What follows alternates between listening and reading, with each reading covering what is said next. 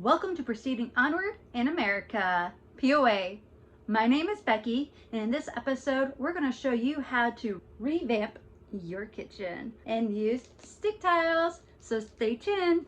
On this episode on Proceeding Onward in America, We purchased it and we want to do some renovations to it. Just to get an idea. So whoops, messed up. So you kind of just gotta have some patience.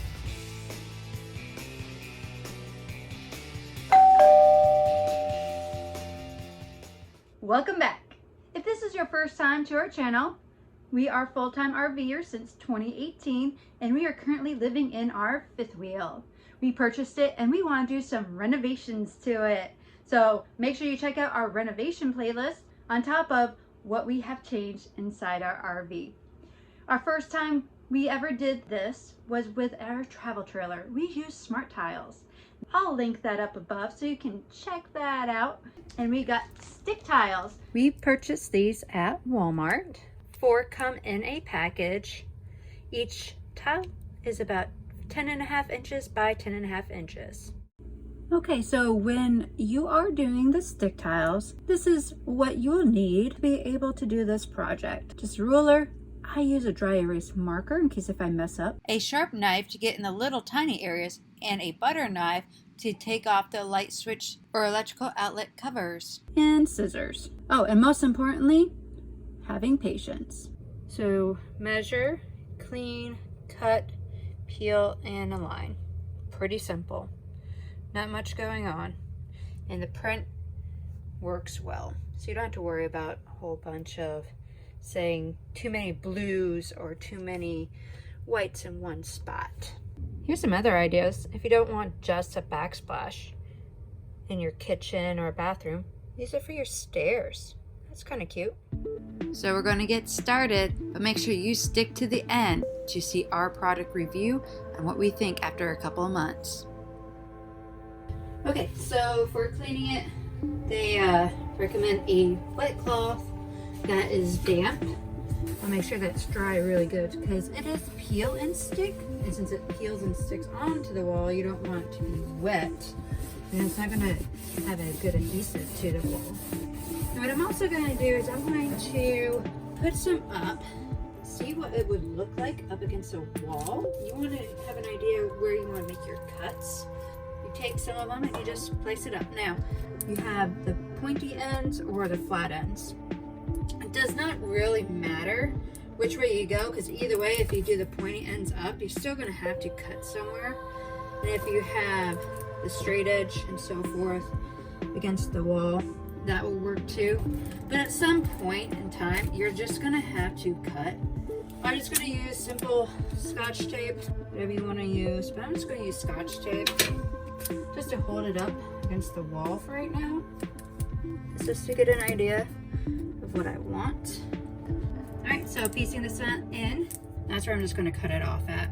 I like to use a dry erase marker. I'll have a ruler, and that way this can mark on top.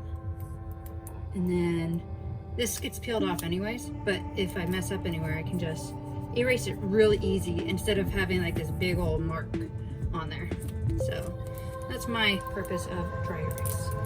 So let me get a ruler and we'll start marking. I really haven't seen an order on how you want to get this done. So feel free, if you just want to do the whole bottom row first, do the whole bottom row. If you want to do top and bottom, there is no wrong way. I'll save these just in case if these come in handy later on, because there's some other areas that's a little bit smaller. And from the peel and stick that we did in our previous camper, little pieces like this did come in handy, weirdly enough. So hold on to your pieces, don't throw them away, just put them off to the side just in case. I'm going to put on the first piece, put it on the bottom towards the front. Afterwards, there will be some of these areas up top that you can just piece on down for the bottom. We'll show you that when we get there. But let's just get this rocking and rolling. If you've never done this before, it's always easier to do your practice runs in the easier spot. I made a mistake. So you can't have it at the same location because they're offsetting, it actually ended up leaving a gap. So when I piece this on in there, just very lightly, because I don't want to do it all the way in yet till it's set, it ended up leaving a gap because it's offset for the puzzle part. So I may just use this one for the other side, and then we will adjust accordingly for the next piece. So whoops, messed up. So now I'm going to measure out, make sure I don't make the same mistake as before. Just making sure that this will line up properly. Because when you line it up, you want the silver to go on top of the silver right there. So you kind of just gotta have some patience. So it is really easy to do. Just gotta have patience to do it.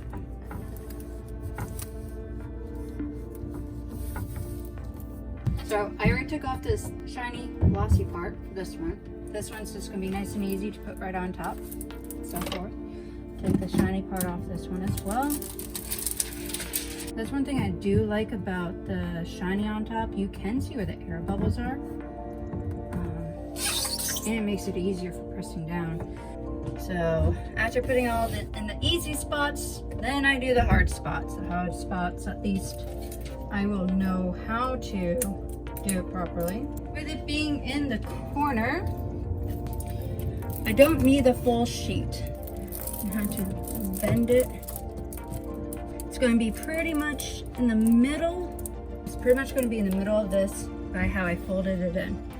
So now I'll use my dry erase marker. I'm gonna have our 2 dots. And then go.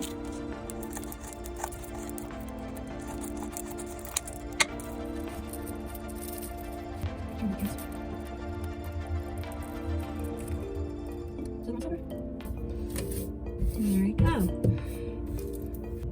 But when I place the sheet that goes behind the microwave, I did cut off the top ends right here. So those top ends, I'm gonna actually use probably for down here. It looks about the right size for it. And I'll just overlay it on top. So we don't have to worry about that spot being cut out, because I'm just reusing, repurposing that piece from before. All right, so there it looks like.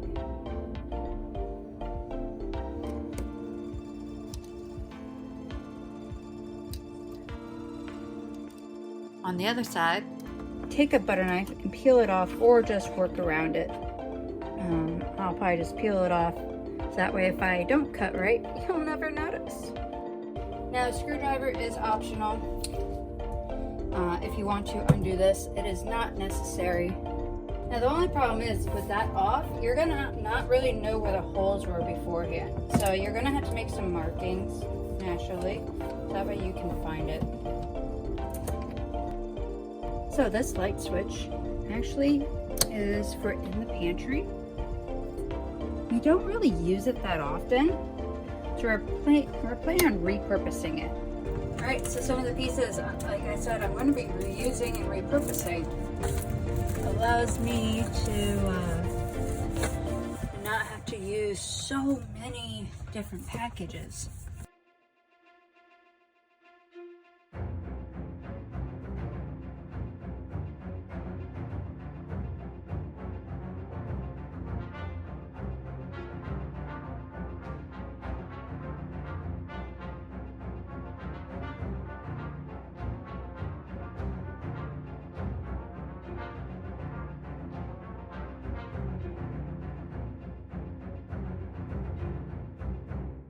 So we're finished. What do you all think? It took a little while to do, and we ended up having to buy more of the sticky tiles. We ended up using 5 packages in total. So with the 5 packages, we were able to do this whole area and going up. So I think it gives it more definition, more of a shape, instead of just a plain old thing going on. Whoa! Hold up, past Becky. This is future Becky speaking, and we had some issues. This peel and stick tiles did not stick very well, so we had to do some modifications to it. solution spray adhesive. There's different types and so forth out there. I just went with this one at Walmart, but we're going to take off the problem childs and re-adhesive them, and once we do, they will not come off. So if you want to remodel your kitchen afterwards with different tiles, you're going to have some issues. So make sure you choose what you want. So let's get going and fixing. Okay, so make sure that when you are spraying your adhesive, you have some ventilation going on. Once you put it onto the wall, it will slip and slide a little bit. So just make sure you line it up, apply some pressure, and let it sit there for a little bit. Now, there are some that are attached to the whole entire piece that you can't just take off like I did on the bottom. So you can always just spray in the area of where you're having the issue. Apply a little amount to the tiles. These tiles are small. Also, I recommend Goo Gone. So you're going to probably get it on your hands and anywhere else. So, what do y'all think? Hopefully this time it solves the problem. And for future modifications in our lovely fifth wheel, make sure you keep following us on Facebook, Instagram, Twitter, and don't forget to become our Patreon or join our membership. And until next time, keep proceeding onward in your adventures. Bye-bye. On the next episode, Come join us as we create a new workspace in our RV.